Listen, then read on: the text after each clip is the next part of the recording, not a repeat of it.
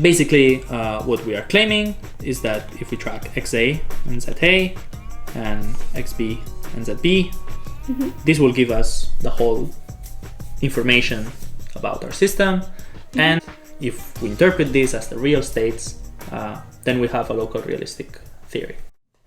Hi, welcome back to the Quantum Foundations podcast.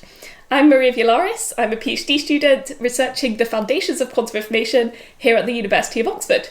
Today I'm joined by Nicetu Tibau Vidal, who is a postdoctoral researcher in Hong Kong. And yesterday we filmed part 1 of this podcast where we discussed the topic of locality. So in the first part we discussed locality in very general terms. We tried to make it accessible to an audience who may not know the technicalities of quantum mechanics. But we did think that if someone has taken a course in quantum mechanics, then they might be thinking, well, what were they actually talking about?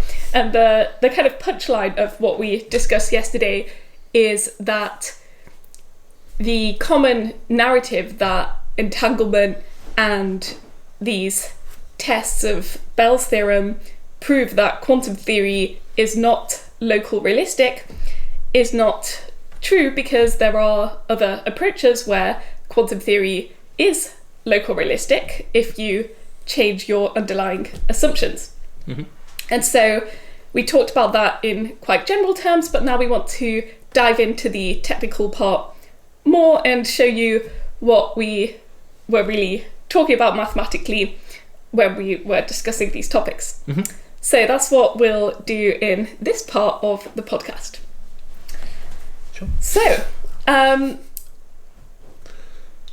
where's a good place to start in terms of how would we explain? So we talked about entanglement of two systems, and that we can understand this in a local way. So how can we see that in the maths? Right? Yeah, that's a very good point. First of all, thanks for having me again. Thanks for coming again. Thank you. For round 2. No worries. And yeah, we'll try to work basically these things out. So let me just go straight ahead and let me redo let's say the explanation that usually people get, right? So we consider a system, right, with two parties, right? And we consider the state, let's say the ket, or the wave function, but for continuous systems, let's say.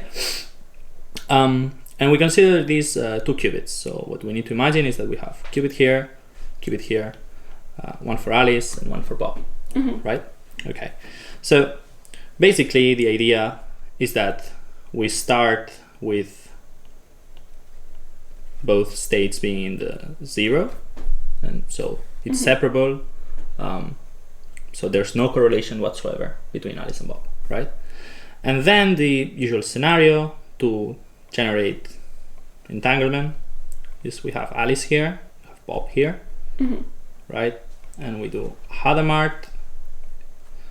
Just let me know if we need to clarify any part.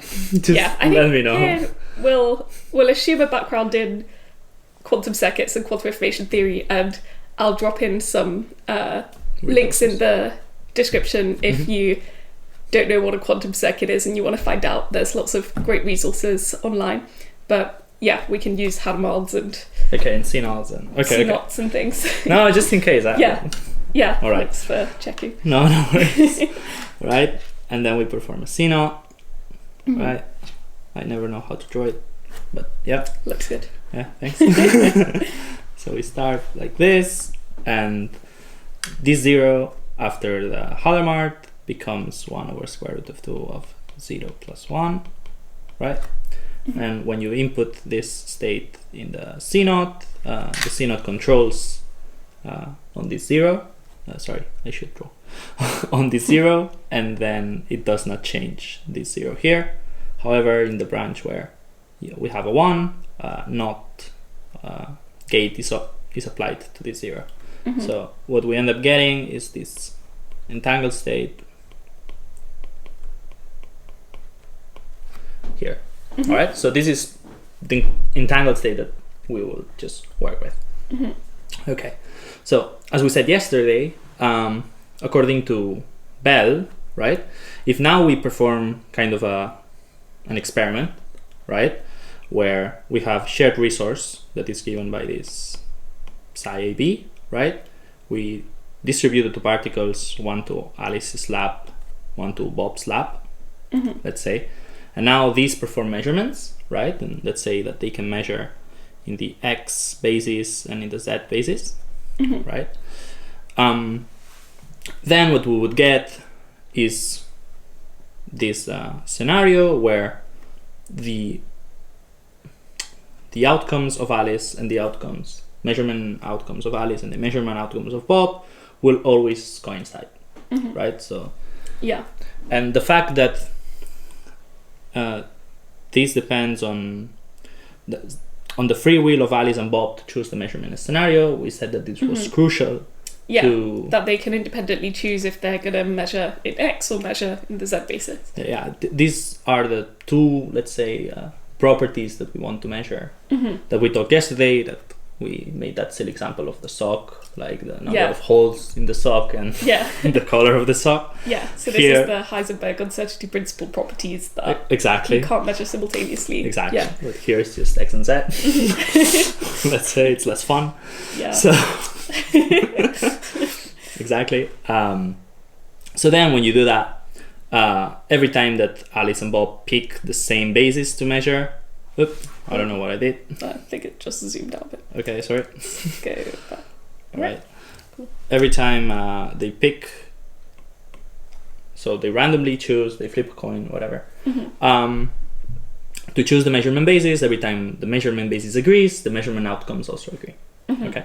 And we explained that Bell gave an explanation that if you take these measurement outcomes as something that it's physical and that it's part of your explanation of reality, and you can talk to them independently, then the only possibility is that you have these either non-local hidden variables, but in the end you need that one measurement outcome influences the other measurement outcome, or maybe not necessarily the measurement outcome, but the measurement choice of Alice can influence the measurement outcome of Bob, let's say. Yeah. Right. And this is well established. I think there's quite a lot of videos trying to explain it, and there's a lot of resources online where you can explain. Like people explain very nicely Bell's theorem. Yeah, and that's Bell non-locality is like the term for this effect. That's Bell non-locality. Okay, but so basically, keep in mind we will be in this scenario all of the time. So like we will not do anything weird. We will not change stuff. We will not change the formalism. We are just going to change our notion of local realism. Okay. So let me, for starting, I don't know if maybe you agree. Let us define a bit what local realism is. I think that's a really good idea. Yeah, sure. Can I scroll down? Yeah, right? Yeah. Okay, perfect. So let's just say local realism. I hope my handwriting is good enough. Looks good. Yeah. Thanks. Okay, so local realism, according to philosophers of physics, people who have thought about this, more or less they have reached a consensus that you need several things for it to apply, right? So first of all, let's define realism, okay? So basically in physics, physics is an empirical science. What do we mean by that? That we go out in the world, we collect some measurements, and then we try to do a theory about explaining those measurements, right? Okay. So let me draw a blob. Okay. Max blob. Exactly. Thanks. So let's say here, in more or less every theory of physics, what you have is a set of observations, right, about your theory. So about your physical phenomena that you are observing. So in this case, basically, these are the states that we gather. All right. The states, as in, like. Yeah.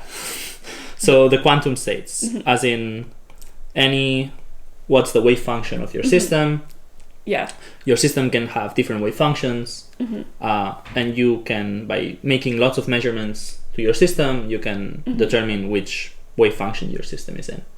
Okay. So, sorry, the dots representing like different systems? Yeah, no, the dots represent different possible states. Different possible states of one system. Of one system, yeah. Right, yeah. These are the states of your global system, AB. Yeah.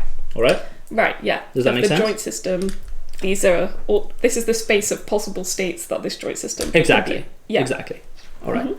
However, as you can see, we have more structure because I'm talking that these are the states about the joint system, A and B. Yeah. So the fact that there's a joint system, it means that A and B are kind of, I can consider them independently of each other. Yeah. Right? So that's the notion of subsystem, right? So let me draw another blob.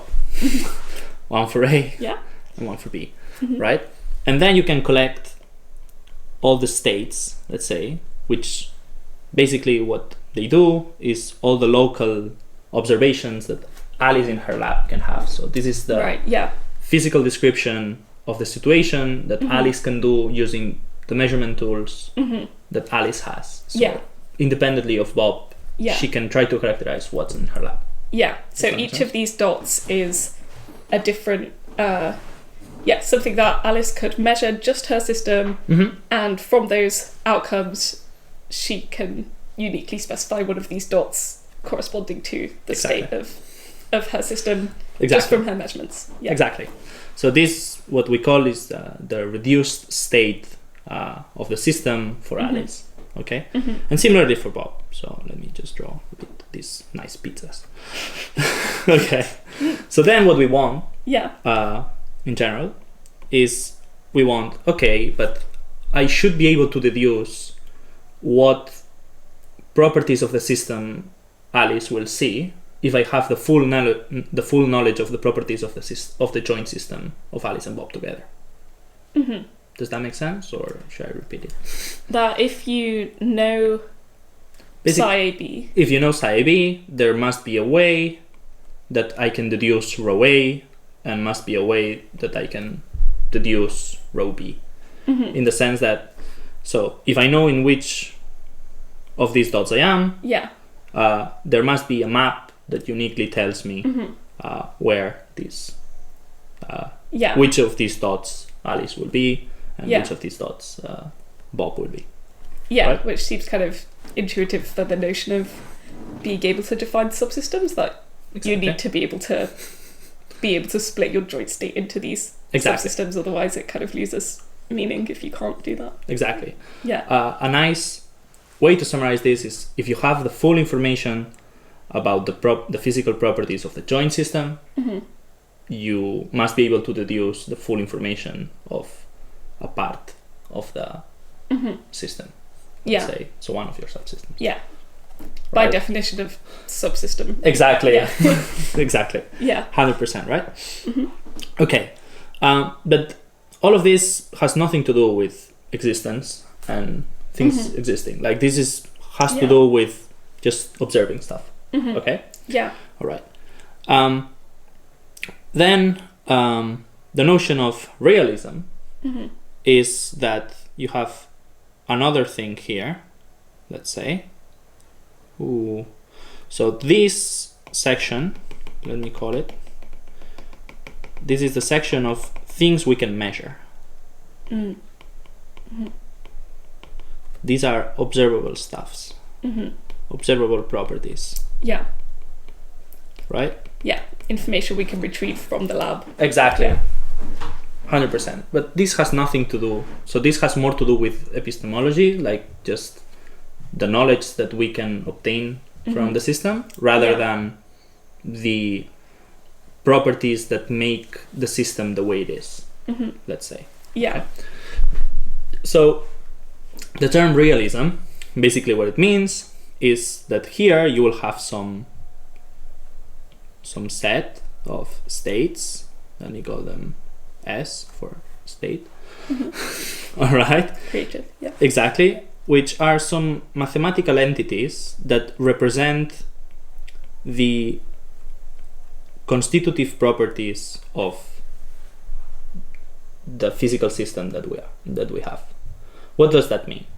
So instead of talking about the measurable properties of our system, in general, realistic theory what demands is that you assume that something exists in kind of mathematical form, and that existence in mathematical form, it's in kind of one-to-one correspondence to what you think it exists in the universe. All right? Yeah. All right. And yesterday we talked a bit about the Leibniz rule. All right? Yeah. And usually in the Leibniz rule, what you say is that this set of things that exists and this set of things that you can measure, they are the same. So Leibniz rule, basically what it means is that there cannot be anything that exists but that you cannot measure. Basically, that's the idea. Yeah, it's saying the things that the information that you retrieve in the lab is the state that will uniquely define your system to be in is the actual underlying physical real state. There can't be anything else, because if there was something that gave you the same measurements, then according to this rule it would say, well, all of the properties that I can see are the same, so it can't physically be an underlying different thing. That's the kind of so there idea should be of this rule. Two things. So this, maybe we skipped this part, but like basically one of the one of the properties of realism is that but the things that exist, that so each of these points gives you the full information of how your physical system exists, let's say.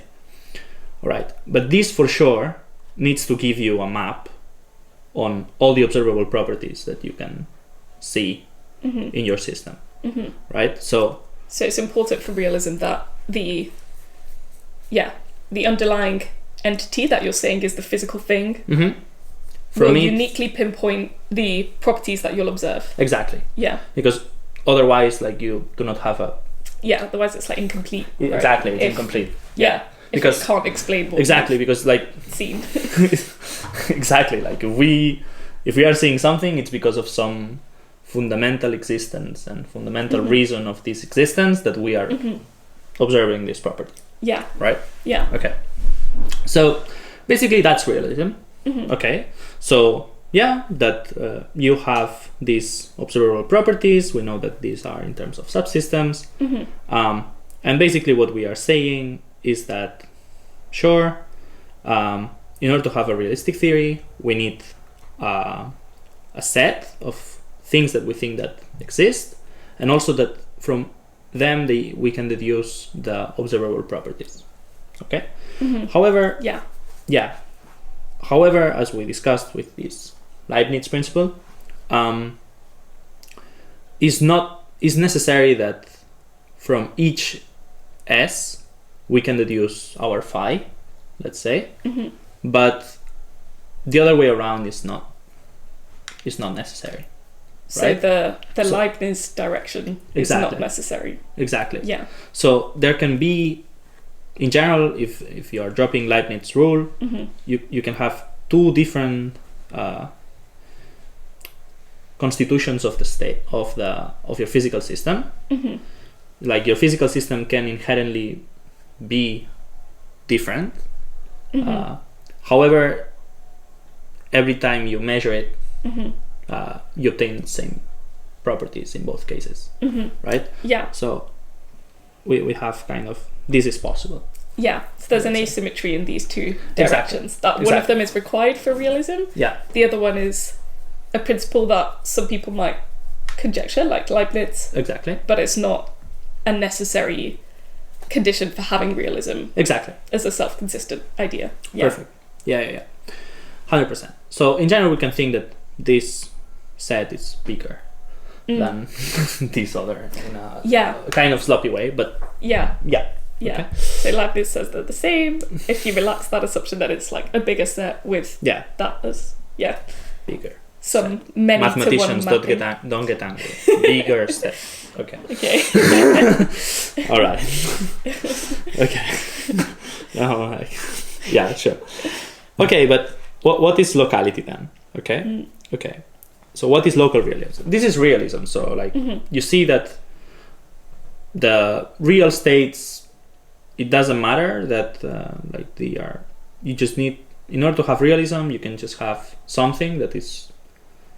We don't need to attribute it to one of the subsystems or anything like that.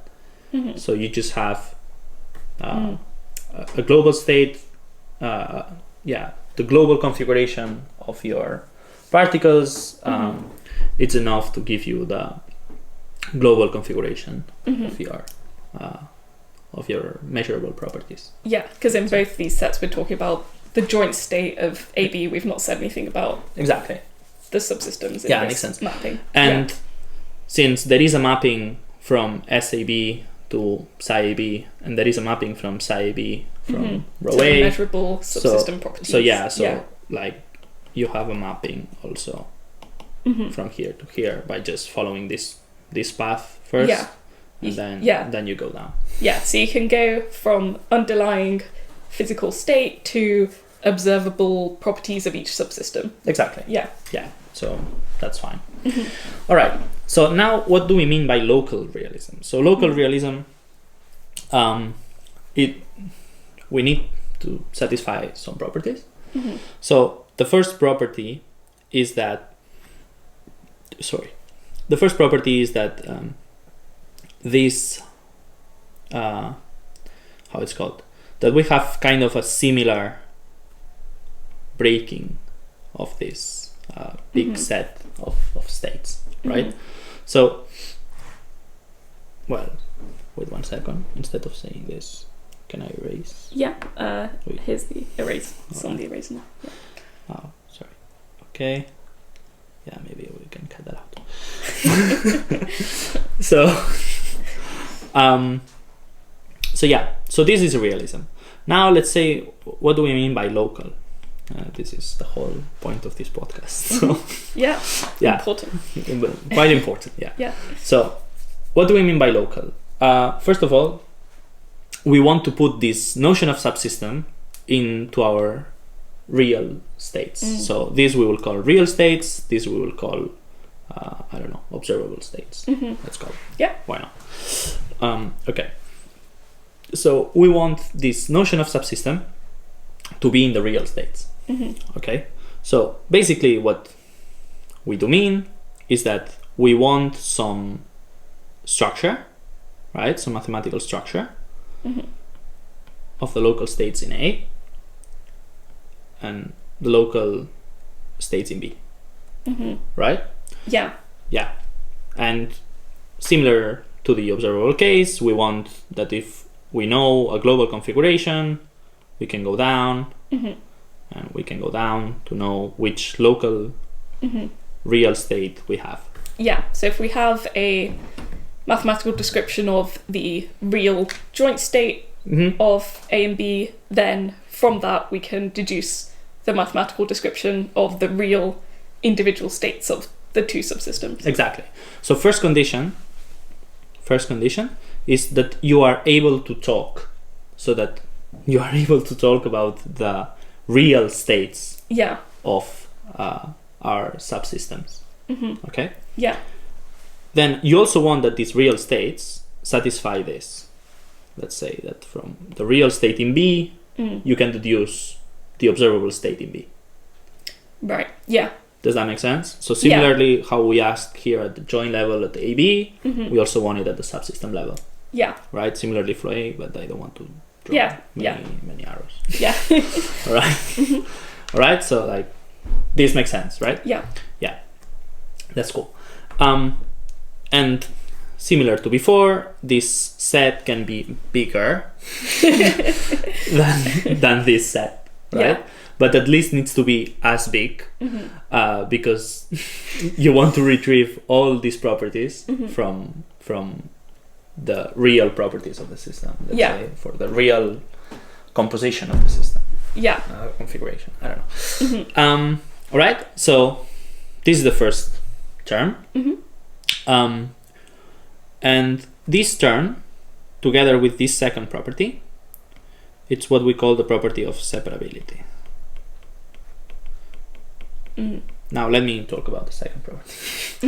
The second property is, so what we require in order to have a local realistic theory is that if I know the state of A and I know the state of B, right, that is enough to retrieve the global state of A and B. So this is flipping to the opposite direction. Exactly. saying- So what he's saying is, so from the global state of your system, your joint state of the system, you can deduce the local states, the local real states, right? However, here it's like, if you know the real states of A and the real states of B, it is enough to know in which of the real joint states you are. So the way I like to summarize this is to say, in a local realistic theory, for the real states, the union of the parts is the whole. Yeah, the whole is the sum of the parts. The whole is the Yeah. sum of the parts. So there is no extra information that you are losing when you are going split down. up. Exactly, when you split them. So that's why it's called separability, in the sense that you have your joint state and you can separate it into the local states, but then you can just join it together again. Right? Yeah. All right. So the term separability encompasses both those directions. Exactly. You can break it apart and you can put it back together. Exactly. You don't lose any information. You don't lose nothing. Yeah. And yeah, the first part also is a bit like this, the existence of that you are able to talk about the real properties of a single system. Yeah. And keep in mind that this property is the property that fails in quantum theory. All right, because so if we consider these observations in quantum theory here, we have done so, psi AB, right, and we apply the Leibniz rule, right. So basically, so we say those sets are the same size. the same Your size. real states are the same as your observed states. Yeah. Exactly. In that case, we know that the mapping that goes from the global state psi AB to rho A, it's given by the partial trace over B. Do you think these people? No? Yeah. Yeah. Good. Perfect. All right. And similarly, the mapping that sends it to rho B is the partial trace over A. Right.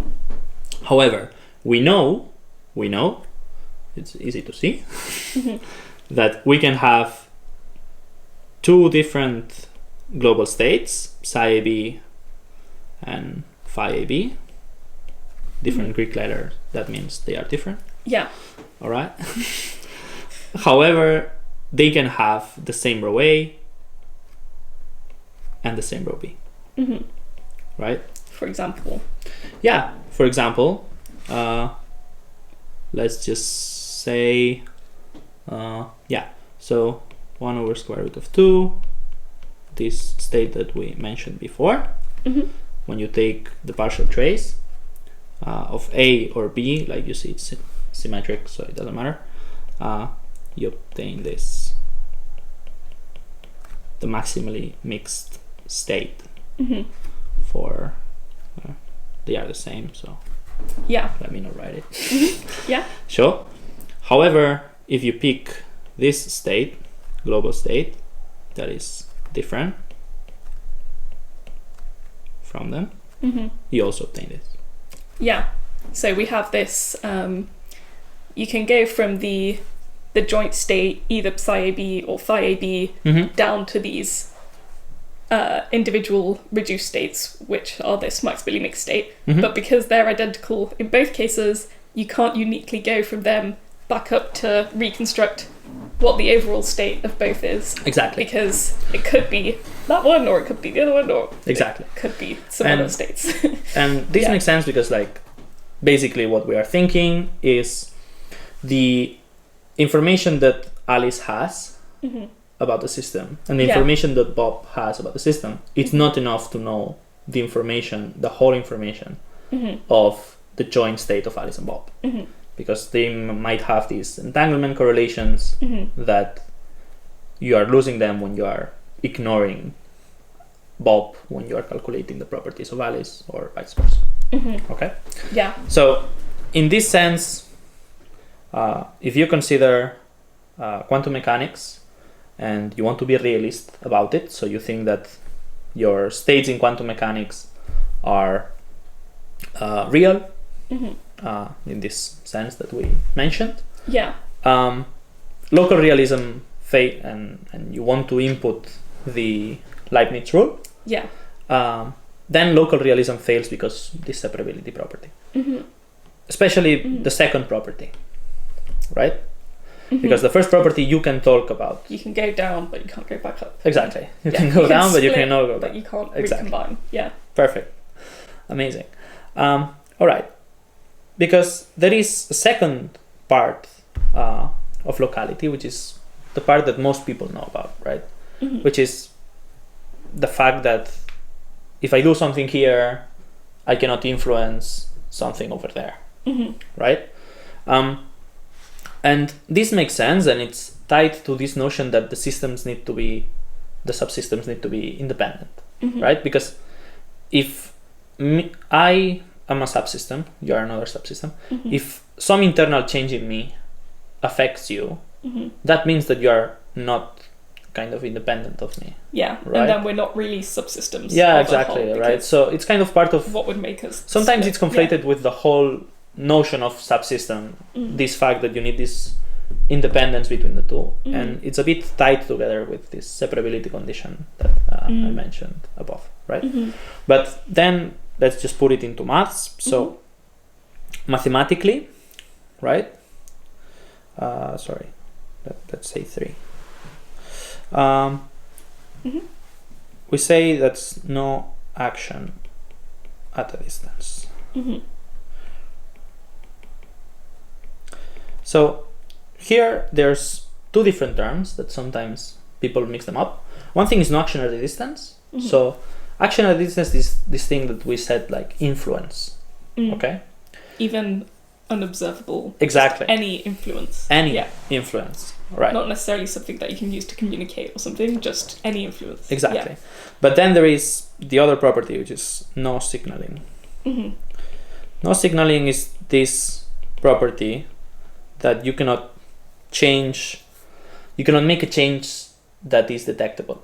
Because then if I can change, if I do something and something, if I do something and that has an observable effect, immediate observable effect elsewhere, I can always use that for communication Hmm.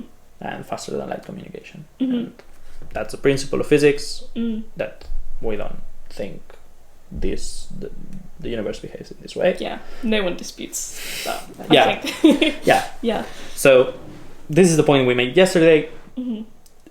Everybody in quantum mechanics thinks that no signaling is satisfied. Hmm. In fact, it's a theorem. Mm. It's called the no signaling theorem. Yeah. So it's quite nice. Yeah. However, the dispute is at no action at a distance. Mm. All right. Hmm. So no signaling, if you want, we can put it in equations. Basically, it happens at this observable level here, Hmm. right?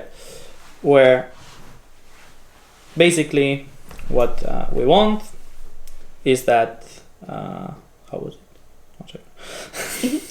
Is that if you do a local transformation, we have not talked about transformations, but basically transformations is the mathematical entity that tells you how you can change your states. Hmm. All right, and at the realistic level, when you apply a transformation, it needs to change both the real state of the system and the observational properties of the system in a faithful way. You know, that you still have the correspondence between the new real state that you obtain corresponds to the new observable state that you obtain. So like this is just mathematical consistency, but I think it makes kind of sense, right? And in quantum information, usually that's our quantum gates that we're applying. Exactly, to our The states. Transformations are just That's the way the that gates. we're transforming. Exactly. Our circuits are these transformations. Mm-hmm. All right. So, So no signaling basically is like we represent these gates by U. Because they're unitary. Unitary. Exactly. So if you perform local unitary in A, so you're just changing something about the subsystem in A, but you do it at the global level, right? Usually we represent it like that. And now we look at the state of Bob, right? So basically what we are saying is we have a global state, right? Global observable state. We do The density matrix. The density matrix, we do some physical transformation locally in A only, but now we see, we try to see what is the state for Bob, right? Yeah. So we apply unitaries just to Alice's subsystem, and then we see what happens to Bob's density matrix. And what we would expect, basically what no signaling tells us, is that what we need to get is that no change has happened.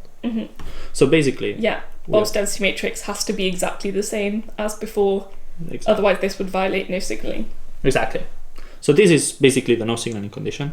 It needs to be satisfied for any global state and for any local transformation that you can do.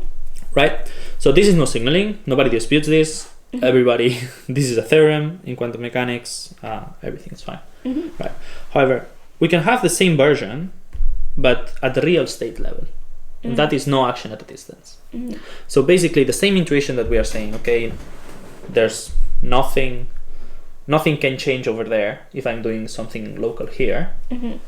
To have a local realistic theory, we need that property that to also be satisfied at the real state level.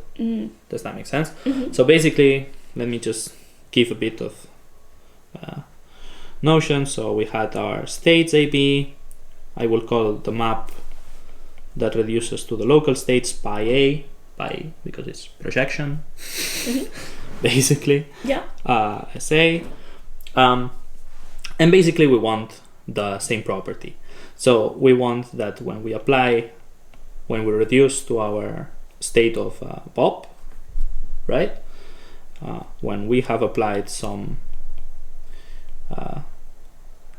transformation to our global state in in AB, we want this to be exactly the same as if that operation has never happened. Does that make sense? Yeah. So this is the property of no action at a distance, and is kind of the third property that we need for a theory to be local realistic. Does that make sense? Yeah, so we're going from the no signaling constraint, which is saying the observable, that doing something to one system can't affect the observable properties of the other system. Exactly. And then now we're saying something stronger, which is, okay, there's real physical states of these systems, and doing something to one system can't do anything to the real physical description of the other system. And that's the no action at a distance constraint. Exactly. Yeah. And this is the property that is violated when you consider measurement outcomes as part of the real things that exist. Yeah. Right? So if you consider your real states measurement outcomes of Alice and Bob to be part of the states that exist, right? You can split them and you can recombine them, right? Because if you are just considering the measurement outcomes, like the measurement outcomes of Alice and Bob together Yeah. are just the measurement outcomes of Alice and the measurement outcomes of Bob. Yeah. So like you can split them and you can recombine them. So separability is satisfied there. Yeah. However, because of Bell's theorem again, if you try to make a consistent formalized version of this, you will necessarily need to get that a local transformation in A, because then you will not only then the transformations will not be just unitaries, because like you are doing measurements, so like it will be a bit more involved, let's say. Yeah. But basically you could prepare something that you do something in Alice's lab, so just choosing different settings, and that will have to have an immediate effect on Bob's lab, on Bob's measurement outcomes. So this is kind of the property that when you consider measurement outcomes to be something real, is what violates local realism. Does that make sense? Yeah. All right, perfect. So I hope we explained this very well. Now, once we have done this and we know what's wrong with quantum mechanics, so either you do not consider the measurement outcomes, but then you apply the Leibniz rule and then you do not have separability, right? Or if you consider measurement outcomes to be to be real, then we have action at a distance. Yeah. Right? Perfect. So now let me show you the third way, the cool way. Yeah, all right? The cool way. Yeah. So basically, our goal, right, is to find some real states that they can split, you can join together, and that they satisfy an action at a distance. That's our goal. All right. So let me just go straight to the answer and not through the reasoning, because the reasoning is a bit detailed. It's much better to just do the answer. So basically the answer is to consider the real states. So let me real states as the properties. So the properties are, it's the same as the observables. So basically consider the real states the set of observables in your theory. What do we mean by that? All right. What do we mean is we had this scenario where we had two qubits, qubit A and qubit B, right? And we had this circuit, right? H, hop, hop. Amazing. We start from 0. And we describe this by using the ket, let's say, just caring about the wave function. And the final state, we said it was this, right? And this is how we described the measurable. This knowing this state gives you a way to just know all the expected values of your observables, right? Okay. However, this follows one thing that we call in physics the Schrödinger picture of quantum mechanics. Maybe you guys did it in your undergrad, maybe not. I've never heard of the distinction between Heisenberg and Schrödinger until I was in the PhD. And everybody was kind of, oh yeah, this you do in undergrad. Well, in Barcelona, we didn't do that. We just did Schrödinger. They didn't even tell us that there was another option. All right. I mean, sometimes quantum mechanics isn't even taught in a kind of quantum information-y way. So that's true. 100%. But yeah, so this is the Schrödinger picture, which basically what it says is quantum mechanics, you need kind of this wave function or like this ket state, right? And basically there's two elements to quantum mechanics, right? So one is the state, which basically gives you this interpretation is that it gives you the physical configuration of your system, and then there's kind of a list of measurable properties of some measurable properties of that state, right? And these are called observables, and basically for qubits they correspond to just the Hermitian operators in your qubit algebra. All right. If I'm saying something too technical, let me know. All right. Yeah, and I guess kind of on a physical level, position and momentum. Position, momentum, examples. the X and Z observables. Basically, they are the properties of the system, right? And then we also have these transformations, basically, given by unitaries. And the nice property of observables is that they are connected. Any unitary can be written like e to the I times an observable. Okay. So the Schrödinger picture basically is that if I have some physical configuration in the beginning of some time, right, and I want to know the physical configuration at a later time, right, and this transformation is given by a unitary u, the way you should interpret what you should do is you should change your state, your ket, right, as your initial state, and you should just leave the observables the same.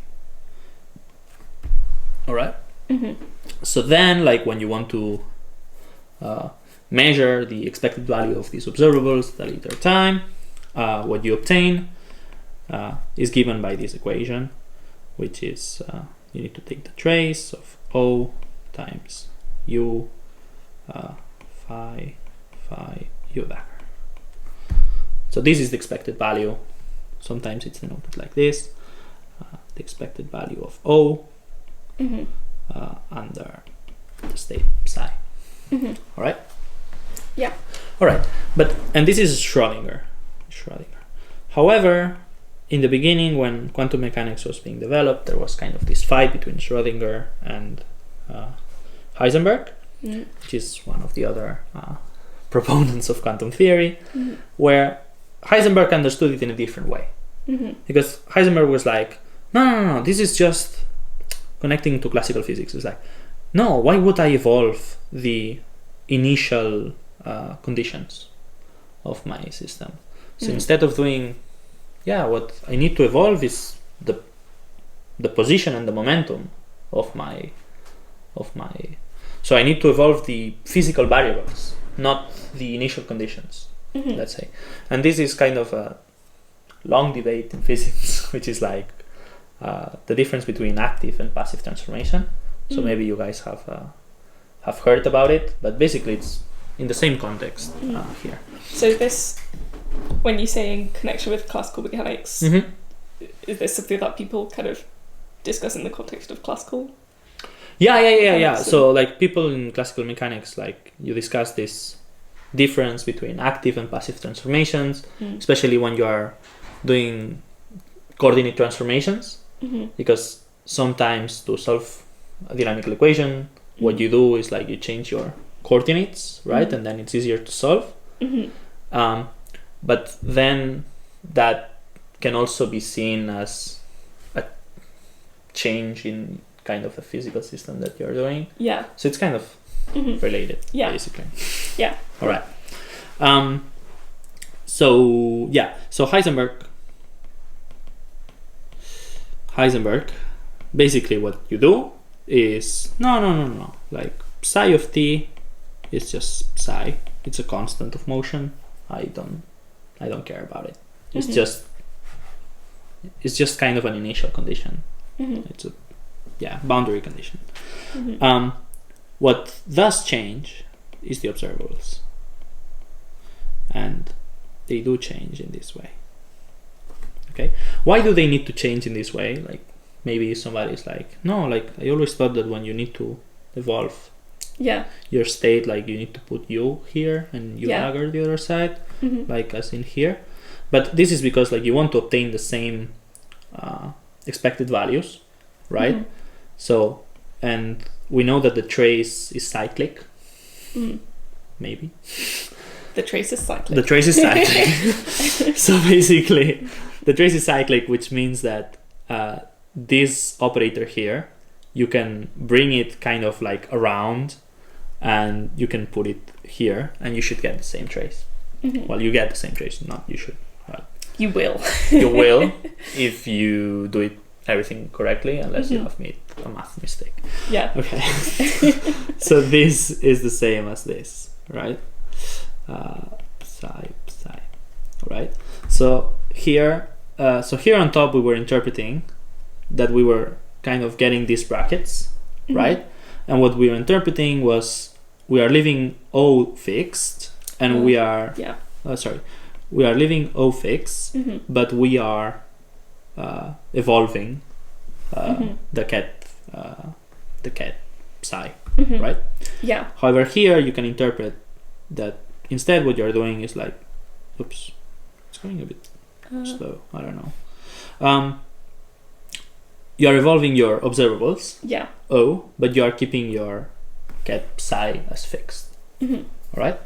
So basically, what we will use is this Heisenberg picture, and what we say is that if you, for a qubit, right, if you track all the local observables evolution for A, for the qubit A, and you track all the, so if we keep track of the local observables of A, all of them, and we keep track of the local observables of B,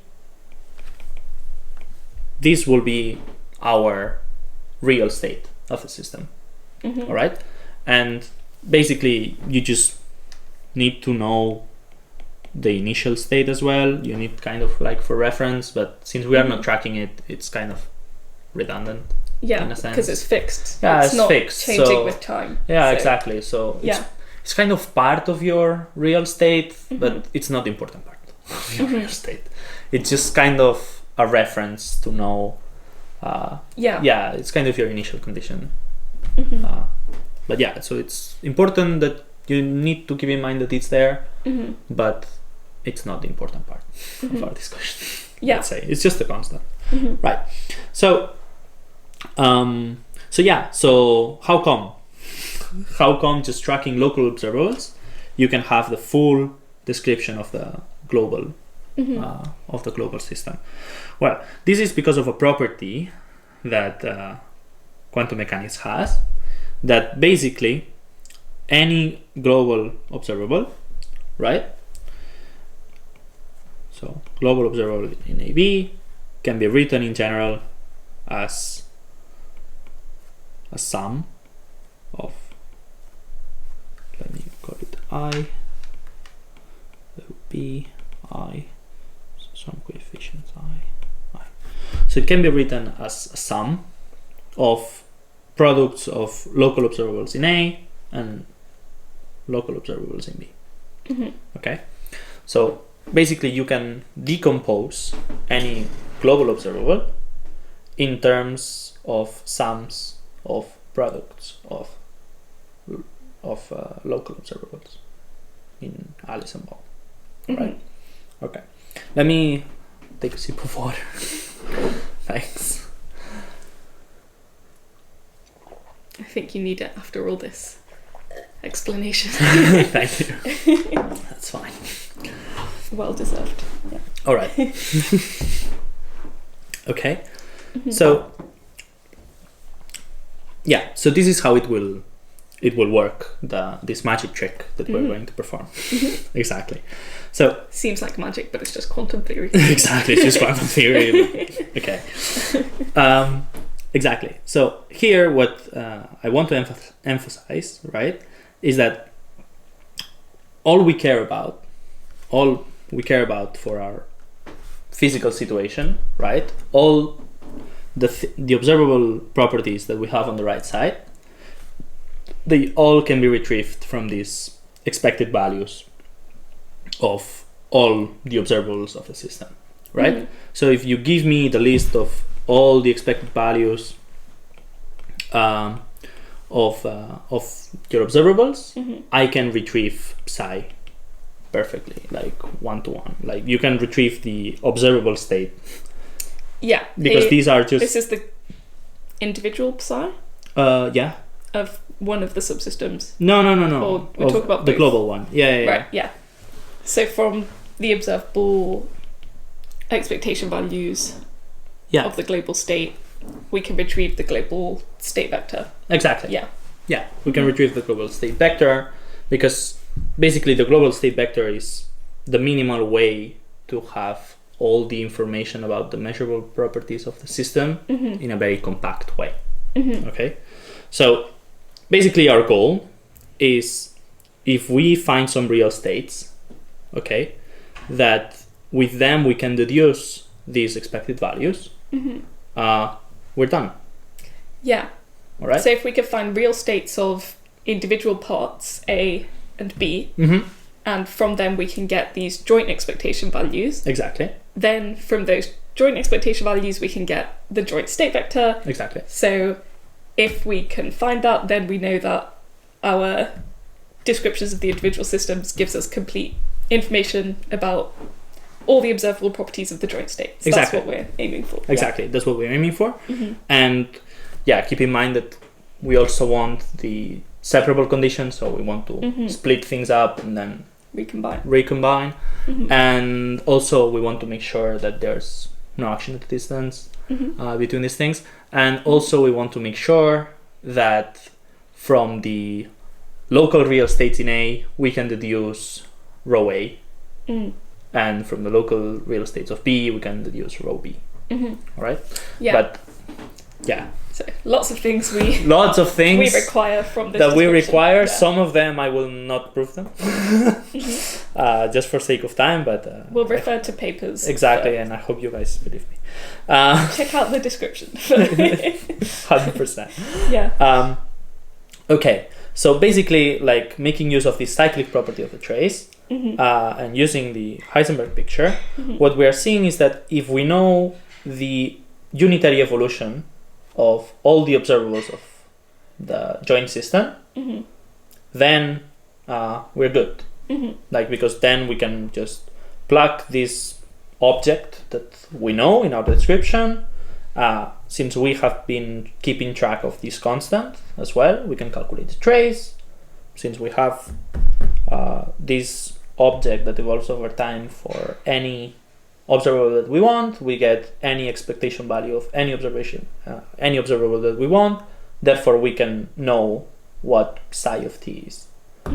Does that make sense? I hope it does. Okay. Yeah. Perfect. So basically, the trick is just know that the global observables of so any global observable of AB can be decomposed as a sum of products of local observables in A and local observables in B. Right? And then, since the evolution in time of these observables is given by unitaries, so basically what we want is to know this, right? Basically, we use that the unitaries act linearly. Okay, so basically what that means is that you can put them inside the sum. I hope that makes sense. Right? Yeah, sorry, so you can apply them to each part of the sum individually. Exactly. And it'll be the same as applying it overall. Exactly. That's what linearity is. Yeah. Exactly, that's what linearity is. And now we use this amazing trick that, since these are unitary, right? We know that they satisfy that U dagger is the identity. All right. So at any moment we want, we can put U dagger as a pair. Yeah. You all can right. just chuck it in. Exactly. You chuck it in. Exactly. So concretely, what we do is we look at this and we're like, I would like to evolve this thing alone, right? OA alone. But this is kind of separated, right? So I know this is the same as this. Sorry. Times.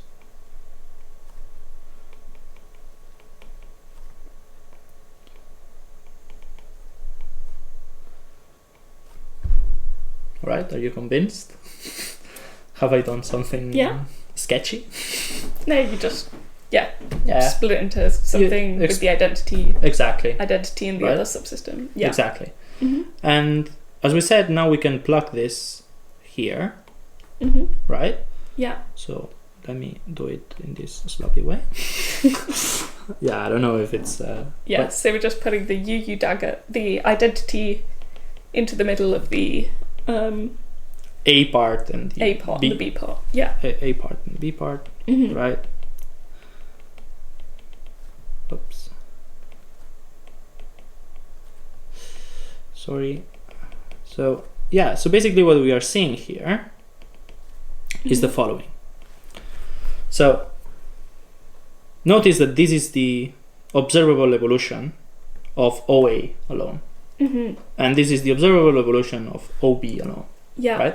So what these steps are telling us is that if we want to know the unitary evolution of any observable, which is what we are aiming after, we just need to know the unitary evolution of any local state A and any local state B, right? Because you know how any global observable decomposes. Right? It's kind of the definition of the observable.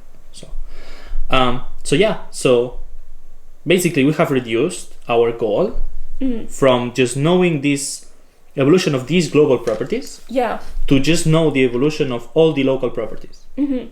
Yeah, so this shows us that evolution of local properties can be combined to get evolution of global properties. Exactly. Yeah. All right. So that's it. Yeah, that's like... That's amazing. Yeah, it's very cool. It's really However... neat. Yeah, it's very cool because basically what we are seeing is, if I track the local properties of A, I track the global properties of B, that will give me the global evolution of any observable that I want. Therefore, I can have a global characterization of the evolved state in time, right? And the whole is the sum of the parts. Exactly. Yeah. All right. However, this is still for qubits. There's a lot of local observables. Yeah. A lot of them. There's infinite. So you'd understand it's kind of a bit not convenient to keep track of infinitely many stuff. Yeah. Right? That sounds like keeping a lot of baggage. Yeah, that's too much. Yeah. Yeah. However, we can use math. Yay, math. All right. Yeah. And what we can use is that for qubits, which is what we are using here, any local observable of A, we can put the identity, but it doesn't matter. Okay. Okay. We'll just assume it's there. Yeah. Exactly. Just assume it's there. Yeah. You just know that it can be written as a combination of these four things.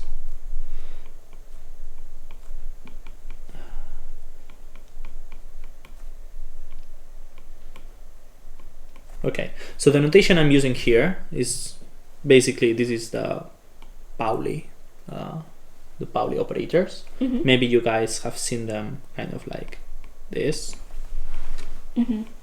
right? But to me, it feels kind of redundant to put sigmas. Just put the X, Y, and Z directly. Yeah. I don't know. And also because I want to put the label of which system they belong to, and I don't want to put it up. Whatever. This is just the Pauli operators. They satisfy the Pauli commutation relations, and it's the definition of what a qubit is, basically. The fact that any local observable of a qubit can be written as a combination of the Paulis, it's what we call the definition of what a qubit is. All right? So basically, now you see we have a sum, right? So above we had the sum. Yeah. So if we want to know U dagger, oops, sorry. Let me do the trick again. The eraser. No, I changed the pen because it's going slow again. Let's see if that works. Yeah. So if we want, it Nice. So if we want the unitary evolution of these local observables, since we have a sum, basically we can do the same trick as before. The unitary acts in a linear way. So basically what we will see is that we'll get this, right? We'll just have the unitaries acting individually to each of the Pauli operators.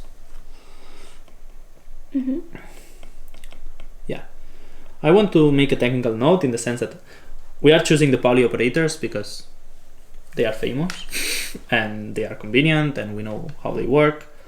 But any basis of the observable algebra works.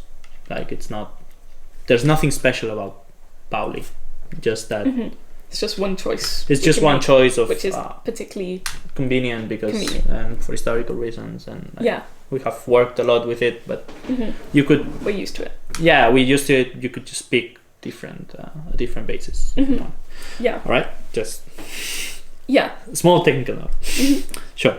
So basically, what you see here, for example, is that the identity part will remain the same. So basically, the identity you don't need to track it because it always stays. It stays the same. Exactly. So the identity part you just don't care. So this has reduced our decomposition from infinite observables to just 3. Nice. Which is cool. That's really nice. Yeah. yeah. So basically, you just have XA, YA, and ZA, which is very nice. Big reduction. Yeah, amazing. A lot less to carry around in our description. Exactly, 100%. However, we can do better. We can do even better because we can use this property of the Pauli algebra that YA is I. One second. ZA. What? X, Y, Z. Yeah, ZA, XA. Alright, we can use this. Can I briefly check it to see? Because I never know if it's a minus or not. Yeah, so, go ahead. Alright, thanks. Prove it for our audience. Thank you. Because, we prefer deriving things than memorizing them in 100%. Physics. Yeah, I was right. Yeah. Because you multiply by I, and you have. That's the wire. Pauli operator. Perfect. Great. Yeah. Amazing. Okay, so since you have this property, right? Basically, we can use the same trick that we used when we had this product of OA and OB, right? So now, if you want the evolution of YA,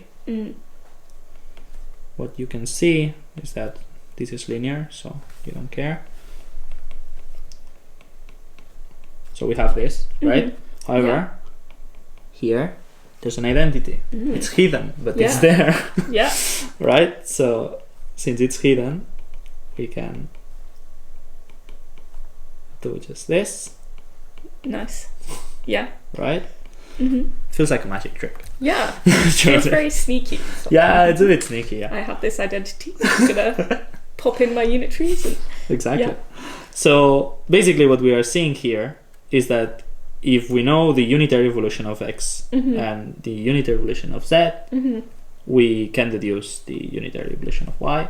So if we can deduce it, we just don't need to track it. Yeah. So that's it. So we can go from 3 to 2. To 2. Exactly. So even nicer. Even nicer. Infinite to 3 was nice. Yeah. But 3 to 2 is like 3 to 2. It's the cherry even better. Top. Even better. All right. So basically, what we say is that and this is the notation we will use, is that our real states will be just tracking how our circuit modifies XA and ZA, and then XB and ZB. So the same that we did for A, we can do it for B. That makes sense, I guess. Yeah.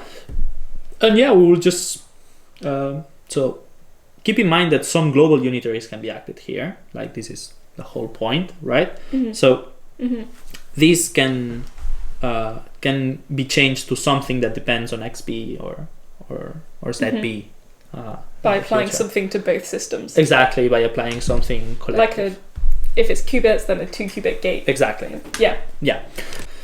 Exactly. So we were saying that we can apply a global operation, and then this can change to something that it's a mixture of these xa's and xb's, and you can have kind of very convoluted sums of different terms of xa times zb, and so a lot of weird stuff can happen.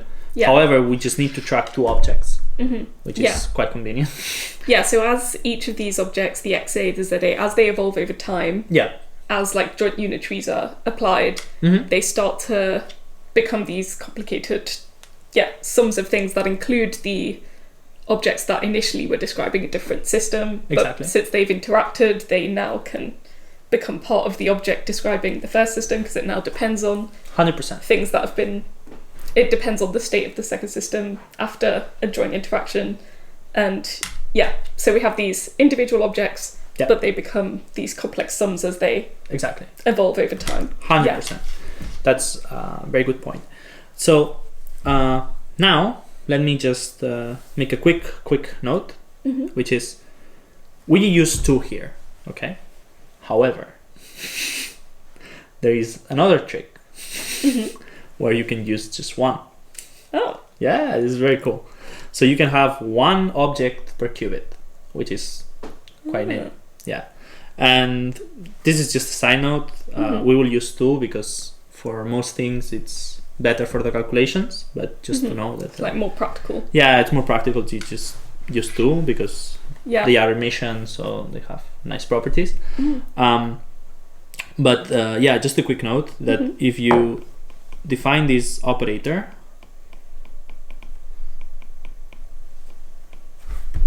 okay, this is kind of the ladder operator for qubits, let's say. And basically what you can see is that you can write, this is your xa, right? Yeah. And then you can see that za is qa dagger, 1 second, minus qa dagger qa. All right, so we can express xa and za in terms of this q, right, and qa dagger, right?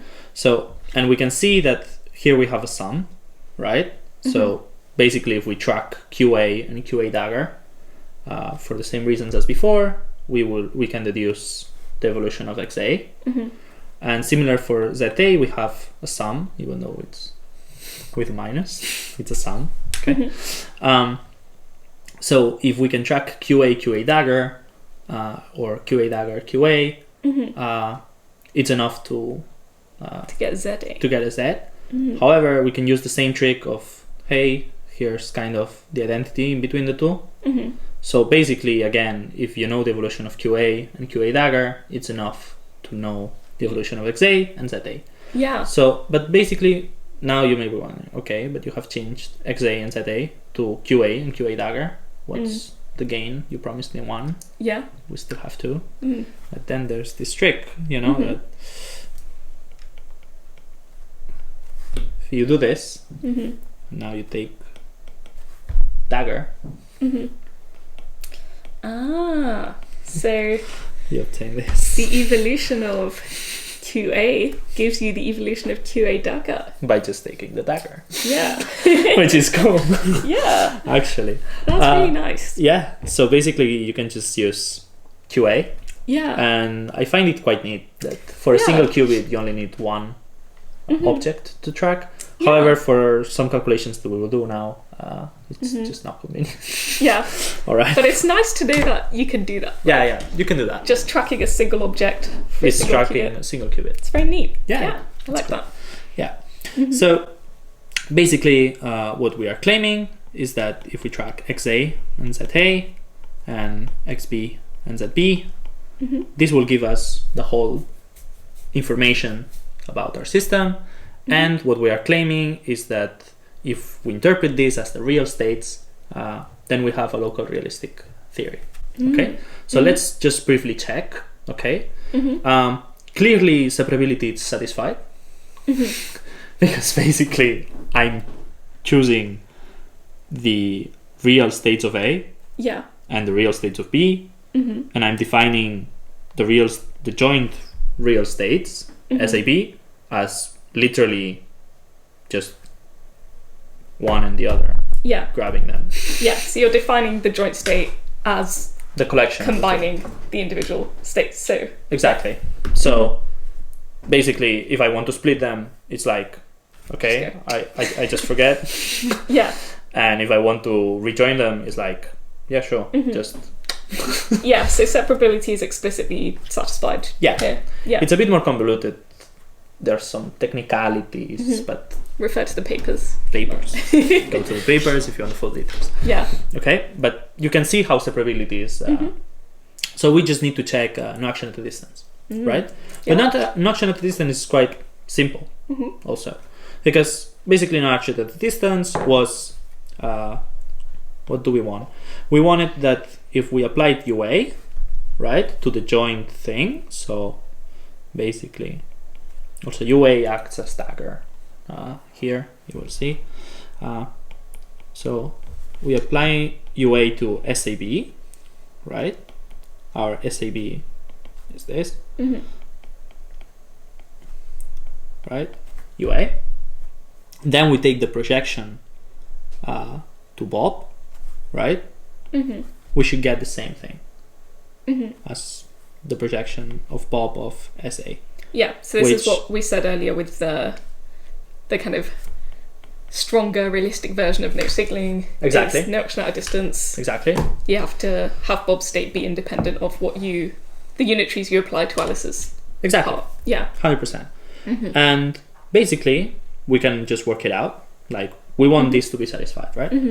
Yeah. But this is very work. So let's leave the projection out. How does UA evolve XA and ZB? How does it do it? Well, we don't know. We don't know specifically, but we know that it will be like this, right? Does that make sense? All right. However, what happens between UA and XB, Maria? Nothing. Why nothing? Like, you will have this, right? Like UA dagger, XB, UA. So, but what property does a local operator of A and a local operator of B satisfy always? That they commute? Exactly. So they commute. So that they commute, basically it means that you can flip them, right? So here we have flipped them for Z, right? But since U is unitary, what happens? That this is the identity. Nice. Yeah. So this We're goes using away. our trick in reverse. Exactly. Yeah. So this goes away. This, for the similar reason, you this flip. is equal to UA XB, and then this cancels with this. Yeah. So basically what we obtain on the right hand side is just XB and ZB, right? Yeah. And projecting, we said that it's just forgetting about the Alice's part. So it doesn't matter that Alice has changed nothing. So indeed we obtain that going through the left route, that, indeed this is XB, ZB. That's what we want. And no action at a distance is No action satisfied. is satisfied. Yeah. 100%. All right. So now, has been a bit long, maybe. So let me just go through a very quick example, because it's like, but how does an entangled state look like here? Yeah. Because like I'm very used. So Yeah. So let's good just idea. go Yeah. over this circuit that we have been talking, right? Right. So basically, our Heisenberg state, which is kind of our initial conditions, is just 0, 0, which is kind of a natural thing to pick, right? This is Or fixed. this psi. is fixed. Yeah. We will not think about it. Just this fix is there. Whatever. Right. And now, basically, let's do the calculations, right? So our real states will be like this, right? Oops. Sorry. Our real states will be like this, right? In the beginning. So this is at time equals 0, right? And now what we want to know is how do our real states at here at time, this time let me call it T1, this time let me call it T2. So we want to know how the real states look at T2 in terms of the real states that we have at T0. Does that make sense? Yeah. It's kind of we want this relative notion of how does one depend on the other. Because this allows us to understand how the information flows in this circuit. Right? Yeah. So, okay. So first we apply this local Hadamard, right? And just believe me, this can be an exercise even, like just... It's turning into a class. Exactly, if you want, yeah. Yeah. So the Hadamard looks like this, so you can even calculate it by hand if you want. So basically what we need to do is we need to apply, HA and HA here, because HA dagger is itself, right? And we need to apply it to XA, then to ZA, then to XB, and then to ZB. Okay. And if I remember correctly, what the Hadamard does is just it flips X and Z, which makes sense actually, because basically what it does is it translates the X basis into the Z basis, and the Z basis to the X basis. Yeah. So it makes sense that It's quite intuitive. it's quite intuitive that what it's actually doing is just flipping the two, right? But you should check it. Yeah. If you want. If you want. Or just believe maths works. Just believe. Yeah. But yeah. It's better if you check it, because yeah. Yeah. So at T1 our real states, they look like this, right?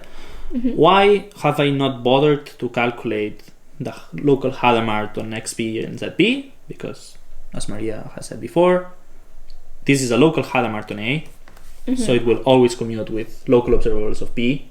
So since it commutes, it will cancel with the other Hadamard on the other side. So these are so Bob's state are left invariant, which is something very neat, right? Because basically, let's think like a realist here. So basically, it's kind of I have these properties of these qubits, right? So I have my qubit, and Alice's qubit changes, so makes sense. It has changed. However, Bob's qubit just doesn't know what happened, so like nothing changed. So this is quite. Yeah, nothing has changed in our description. Whatever you do to Alice's system, nothing changes to your description of Bob's system. Exactly. Yeah. 100%. Okay. And then the second step is we apply the C0. The C0 is global, so we expect that it will mix things around. Yeah, so it's doing something to both. Exactly. It's like because an interaction between them. Exactly. It's like the C0 is kind of grabbing the two qubits and like makes them like hit each other and like be involved one with another. Yeah. Right? The concrete way that the C0 operates, right, is the following. You guys can believe me or not. But in general, a C0, so if we start with XA, ZA, and then we have XB, ZB, right? What it does is here you get XA, XB, here you get ZA, here you get XB, and here you get ZA, ZB. This is just a matter of calculation. You need to apply the C0 on both sides, and then plug in XA, you will get this, ZA, you will get ZA, like just do it, right? Yeah. But this is if we start with XA and ZA, right? But here we have applied the Hadamard before, so it is like this. So now we need to do this thing, but with those objects. Yeah, but this is tedious. It's tedious and tiring, and we are physicists, so we're a bit lazy. So instead of that, we do a bit of extra math before, right? And we just know that instead of redoing it again, you can just do these steps, but whatever is here, you plug it where you see an XA here. Yeah. And whatever it's here, you plug it when you see a ZA here. Yeah. And it works. Yeah. Right. So this is what people call the kind of functional representation of the gate, right? Exactly. Is what it is the thing that tells you what to do with the objects that you're applying it to, and then you can kind of plug in whatever your initial state is before you apply the gate, and then you'll find out what the output for that initial state is. Yeah. Exactly. So if we do that, basically I copied this, but every time I see an XA, I You did put the a ZA. substitution. Yeah. Yeah, so that's it. So yeah, so this is our entangled state. Does it look entangled to you? This together with 0, 0 gives us the information Yeah. that we will obtain this state. Yeah. I mean, you've got like properties of A and B kind of mixed together, so Yeah, that gives off a vibe of entanglement. yeah, that gives a vibe. But what is kind of important also is if, so we are in the 0, 0, right? So 0, 0, it's an eigenstate of the ZA operator and the ZB operator. So if you look here, right, you see that they have this XA factor in common. So these, in a very sloppy way, okay, it means that they are correlated. Because basically you obtain like this same factor multiplying both sides, right? And this, it can be made a bit more rigorous, Yeah. but this is how you can read entanglement from here directly. Ah. Uh-huh. Interesting. Yeah. And it's important that it's kind of the same, because basically what happens is that so if you measure one alone, it will kind of give you 0. So the expected value of ZA, of the evolved ZA, will be 0, because you have an XA and then your Heisenberg state is 0, 0. So Yeah. it will be 0. However, when you calculate the expected value of ZA times ZV, Yeah. this XA will cancel this XA. Ah. So And then you'll have yeah. this ZB, and then Yeah. you'll get 1. Right. And for entanglement reasons, once, so if you have that the expected value of ZA is 0, the expected value of ZB is 0, and then you have ZA, ZB is 1, together something similar happens with the x's, right? Because you see that the xb is xb here and xb here, they will cancel each other. Yeah. So you will have the same thing. Yeah. And from this, you can deduce that you will have an entangled state.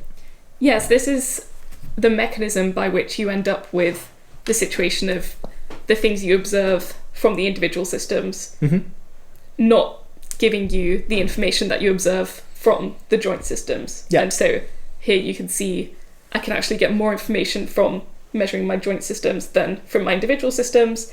And this is where the whole is more than the sum of the parts on the observable level, Exactly. even though on the real level it is the sum of the parts. Exactly. Yeah. But as we said the other day, here there's kind of a redundancy in the sense that we could have used, so for example, imagine that instead of this circuit, we would have used this circuit instead.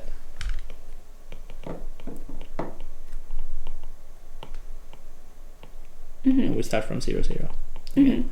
So the circuit is different, right? But the state we get is the same, because basically the C naught does nothing to the 0, 0, right? But then if we would calculate it with, if we would have done the same steps with here, we would have gotten something that is completely different from this, right? Because in our first step, we would have applied this messy thing, then we would have flipped these two, and then we would have to apply the messy thing again.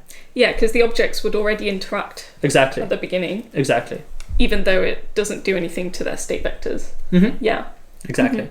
So then, like, we could read kind of this entanglement situation as well, but we will have two different real states for the same observational properties. Right, yes, this is the Right? redundancy where different real states correspond to the same observation at the end, observable property. But in some sense, it kind of makes sense, right? Because, like, for this qubit, what they have experienced and felt and made them the way they are, let's say, it's much different to have interacting in the beginning with B, then have a local operation and then interact with B. Yeah. Like, kind of, they have given this information to B kind of 2 times instead of 1. Yeah. So for them, it makes sense that it feels much different on the way they are, even though the end result in the end is kind of the same. Yeah. So I think it kind of makes sense. Yeah, because it is a real part of the history of the qubits compared to if the C0 wasn't there. There was a real thing that happened, which was that they interacted, even though it didn't affect their 100% state vector description. Exactly. And more importantly, this is also we were mentioning yesterday, if instead of starting with 0, 0, something happened, and you could apply something here that would change the 0 from a 1 to a 1, right?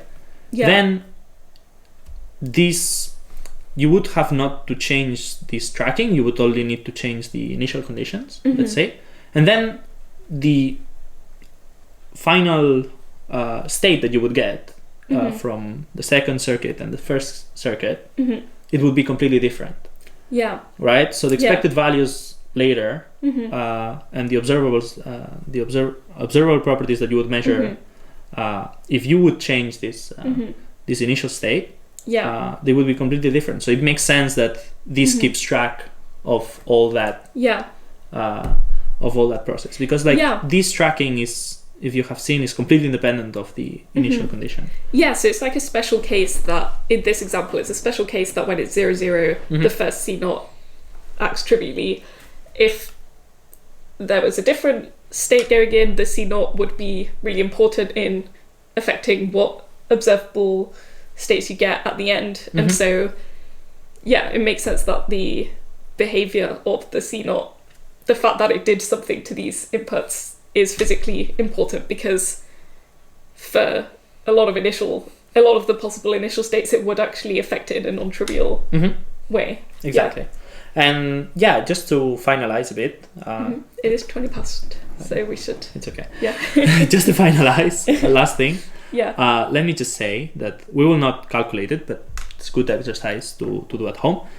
To try to find a way of how to relate the fact that your local evolution of, not the local evolution, sorry, that the evolution of the local observables, right, is given by this. So you have it explicitly, right? With how to deduce rho A. Because we said that one of the conditions was that if I had my real state in A, I should have to be able to retrieve the observable properties, and rho A summarizes all the observable properties, basically. Exactly. Yeah. But basically, I'll give the answer. No, but I'll give the answer a bit. I'll give the idea of the answer. But you guys can do the homework if you want. Is that rho A can always be represented as this.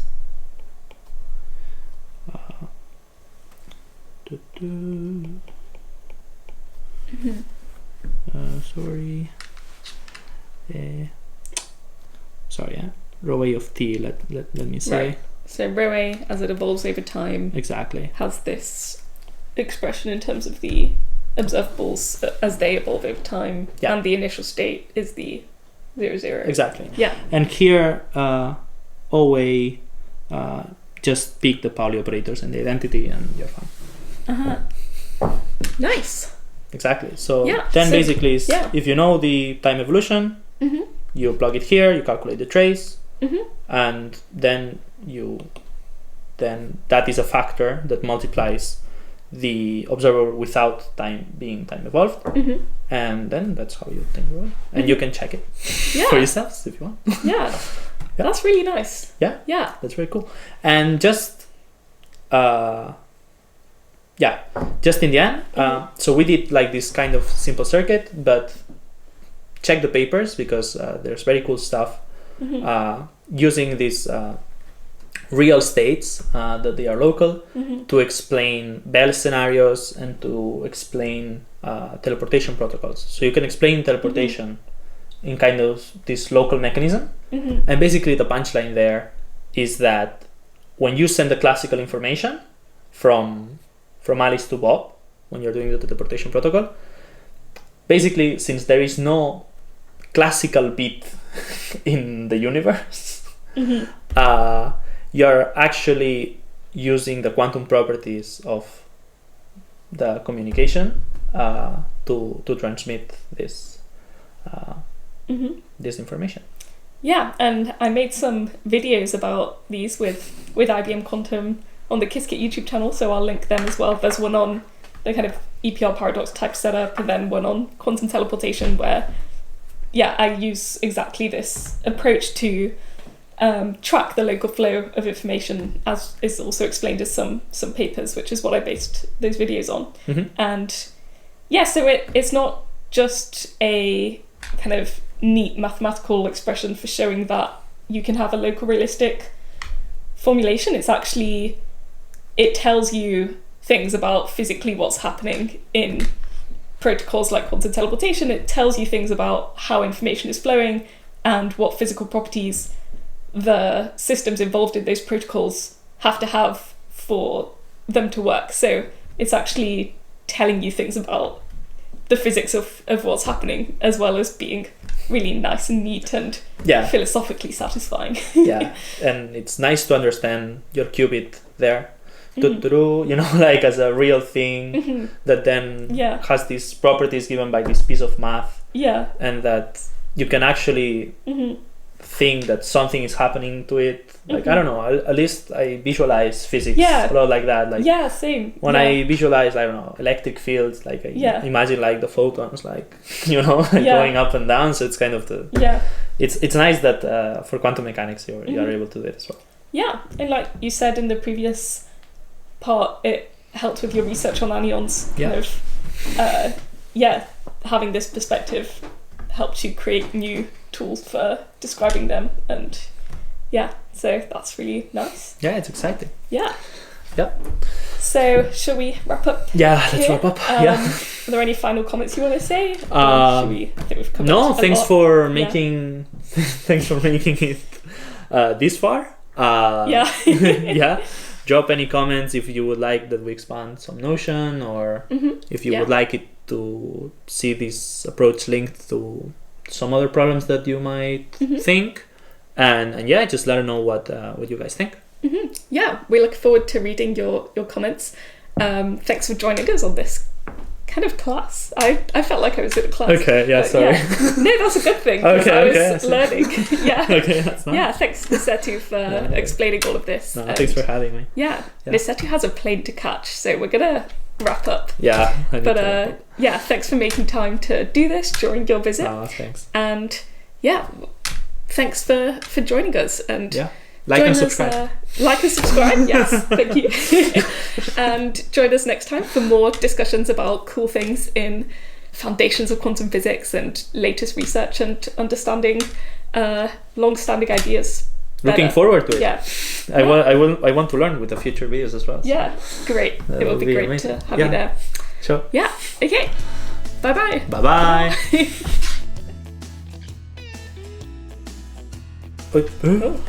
Sorry. All right, we're back. Right. Oh, it might have stopped recording. Let's want just to synchronize again. Yeah, sure. 1, 2, 3. This is a test recording. Take 1. Hello. Yeah. Hello. Excellent. Okay. Thanks. No worries. Thank you for giving a platform to explain.